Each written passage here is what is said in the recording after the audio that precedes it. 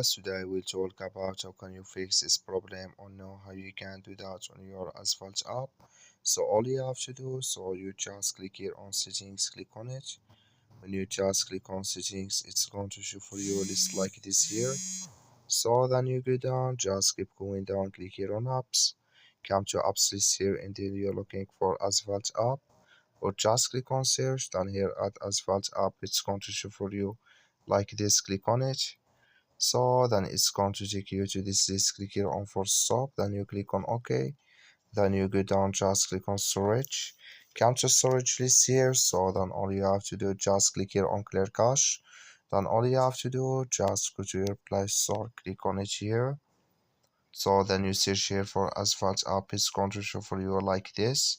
You will find here update, click on it, and it's going to work with you. That's all you have to do. Thank you for watching. Don't forget to support us by liking, subscribe.